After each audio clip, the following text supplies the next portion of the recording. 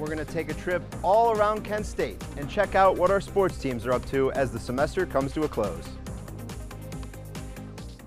And now, your TV2 Sports Report.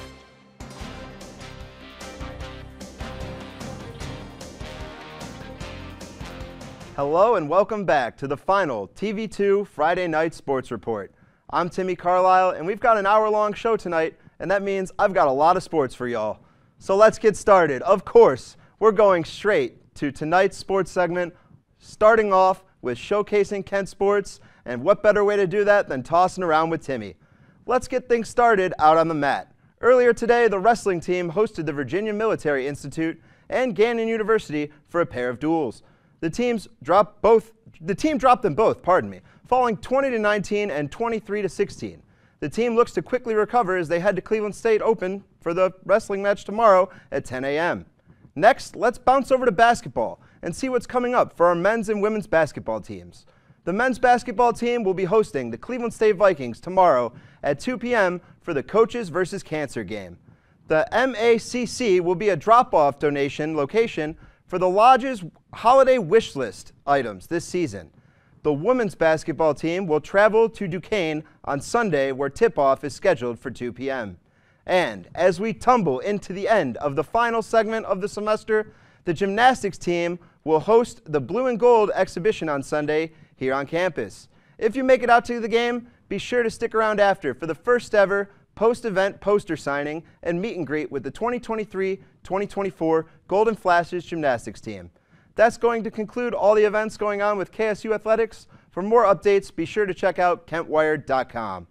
And as I mentioned earlier, we've got an hour-long episode of your TV2 Friday night newscast, so this is going to be fun. Buckle up, folks. It's time for some Cleveland Browns preview for this Sunday. This Sunday, the Browns are going to be hosting the Jacksonville Jaguars. The Browns are coming in at 7-5. The Jaguars are coming in at 8-4. They're coming into town for an AFC matchup. In my opinion, it doesn't matter who's starting at quarterback on Sunday for the Jaguars. The Browns defense is going to come out firing on all cylinders. And as we all know, the Browns Stadium is a whole different environment to play in. The fans and the weather can make a regular season game anything but regular. Now, on the other side of the ball, for the Browns, Joe Flacco looked really good. He was throwing the ball deep, which was an element of the Browns offense that's been absent as of late. And aside from the obvious turnover at the end of the game, Joe was looking good with the ball. The Jaguars are coming off a disappointing loss to Cincinnati on Monday Night Football, and the Browns look to get a win after dropping 2 straight on the road. That's going to wrap it up for the first half of your TV2 Sports Report. Later on, I'll recap Thursday Night Football and the NBA in-season tournament. And the first ever NBA in-season tournament is wrapping up in Sin City. Last night, the Pacers and the Bucks battled for a spot in the final, so who would come out on top? And now, your TV2 Sports Report.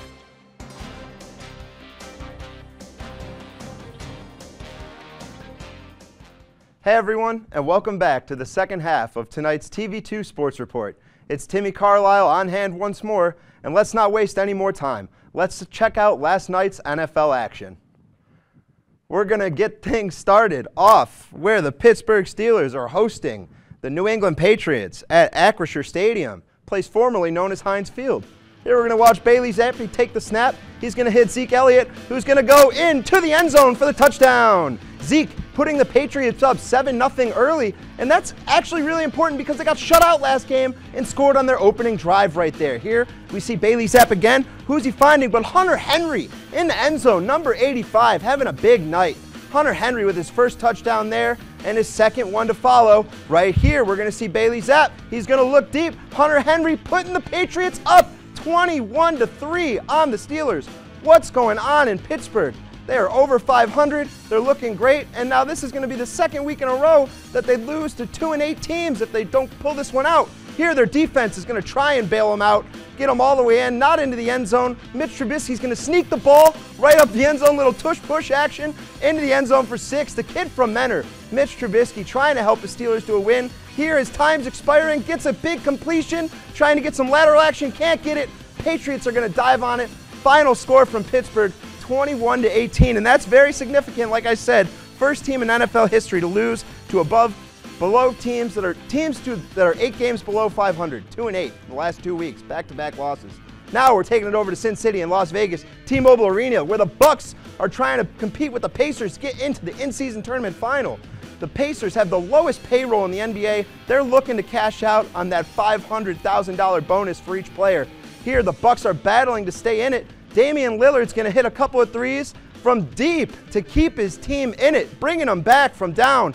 Here they are trying to get a lead. Damian Lillard again, back-to-back daggers, bringing his team all the way back. Bucks back out on top, but then Indiana comes driving. Here come the Bucks again, up on top. We have them up by 90-86 there. Look at this slam from Giannis. I mean, how do you stop that? That's a former NBA champion, former NBA MVP, and that's really hard to defend. But Tyrese Halliburton has an answer. He drives to the hoop there with a huge layup.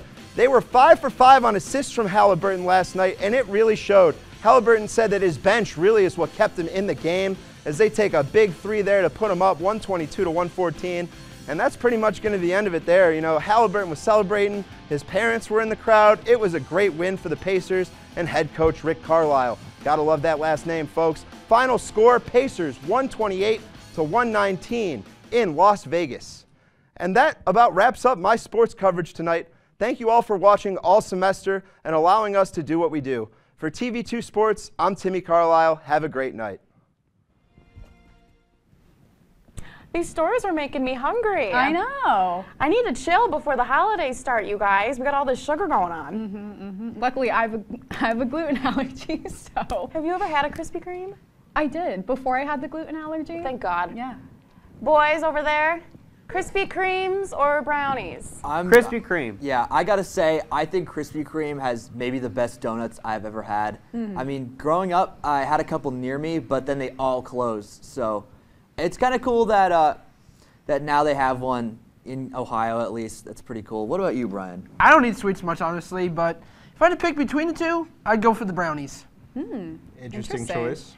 I'm definitely going to go with the Krispy Kreme. Bruh. Got to give a shout out to our production fundamentals teacher, Professor Bob Christie. He goes by the nickname Krispy Kreme. I think we're going to bring some donuts in on Monday for class. Yeah, Timmy, you know carbs, I gotta say. That's a fun one. Nice. Odin, what about you? What do you like? I like Krispy Kreme. Haven't been there in a couple of years, but I will say Dunkin' is pretty good too with the donuts. Yeah. And yeah. Ooh. We're getting a little rivalry here. But that's all the time we have for you today. Thank you so much for joining us. For updates on all these stories and more, please visit our website at kentwired.com. And all social medias at Kent Wired. But TV2 is not done yet. The Kent Core finale will be airing tonight at 8, featuring musical group Runner Bobby. I'm Michael Neenan. I'm Brian Metzel. I'm Timmy Carlisle. I'm Odin Amador Gorby. I'm Lex Rady. And I'm Erin Sullivan for the last time this semester. Have a great night, Portage County. What was it?